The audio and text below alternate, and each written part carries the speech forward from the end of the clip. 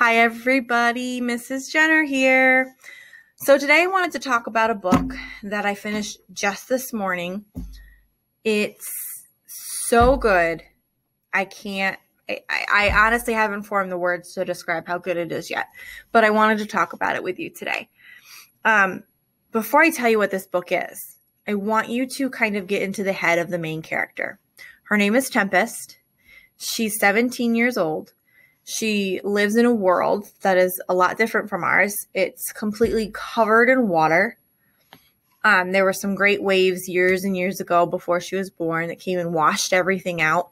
So now the world is almost completely water. There's very few landforms, and they're trying to find a way to grow plants again because obviously there's no soil to grow plants.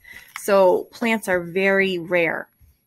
But Tempest has to dive into the water every day in order to find these old world relics and hopefully find something really cool to sell for notes. And eventually she does find something cool, and it's a plant growing underwater, believe it or not. And she sells it to the highest bidder for like 4,000 notes, which is money.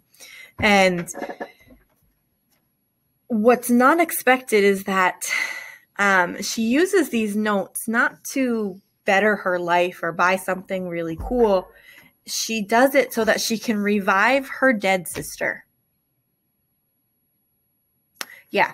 So this is when the sci-fi part comes in. She revives her dead sister on an island called Palindromina, which is where a bunch of scientists live, and there's this facility that's figured out a way to bring someone back from the dead, but only for 24 hours. So they sell this experience for like thousands of notes, and Tempest finally decides she's got enough money, she's going to go revive her sister. And it first started out that she wanted to revive her sister because she didn't get to say a proper goodbye. Her sister drowned suddenly, and she's young and only a couple of years older than Tempest. So Tempest wants to say goodbye.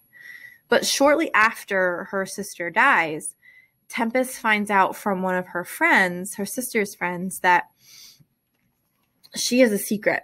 Tempest's sister has a secret, had a secret, that could drastically impact Tempest's living life, the rest of her life. So now she's angry at her sister right before she's going to go revive her. She's angry because her sister kept this from her, and she really needs to know what the secret is and the more details about it. All she knows is that there's a secret that has to do with her parents' death.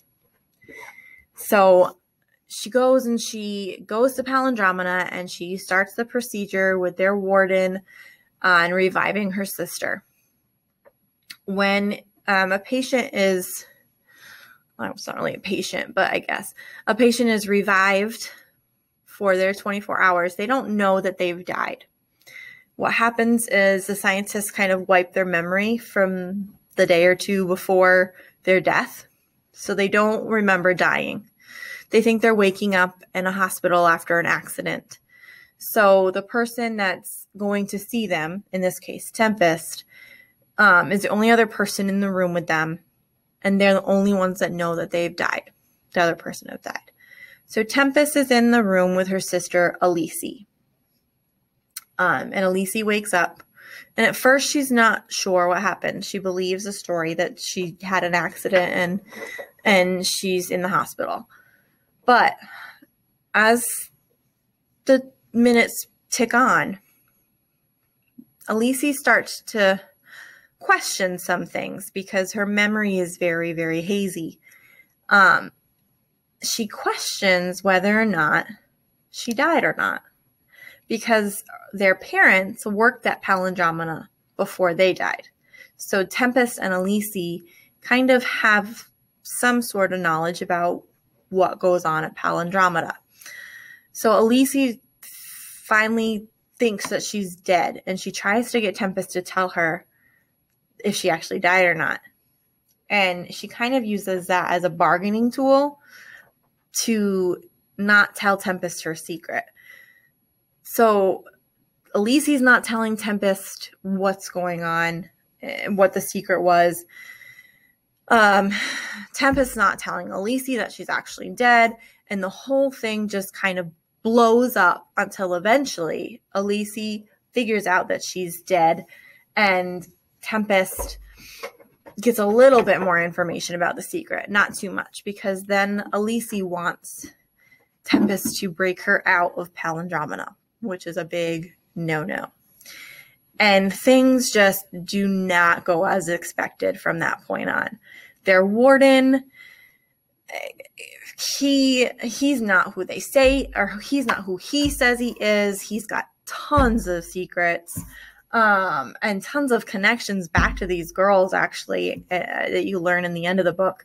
And the action just kind of blows up in this book after Elise figures out that she is not actually alive. She is dead, and she only has 24 hours to figure out how she's going to stay alive and help her sister figure out what the secret is and how they're going to solve this mystery.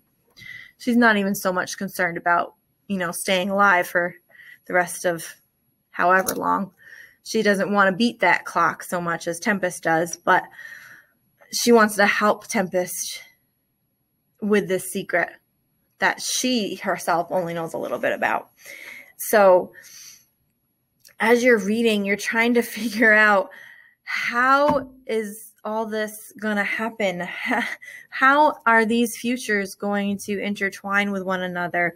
Who are they going to meet along the way? Who's going to live? Who's going to die? There's so much suspense and action and drama. There's so much going on after Elise figures out that she's actually dead.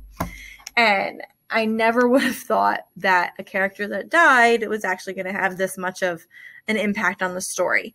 But she becomes like the center of the motions for this plot. And there's so much going on in this book. It encompasses so many genres.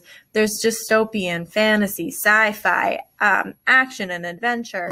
There's romance in this book too. And it's going to make you cry and laugh, and you're going to gasp, and you have to close the book because you're angry at some point. And there's just, it's just awesome. It really is. And I wish I could describe it a little bit better. But again, I just finished it, and it's hard for me to even put it into the correct words. But I highly suggest that you read this book, because there's something in it for everybody.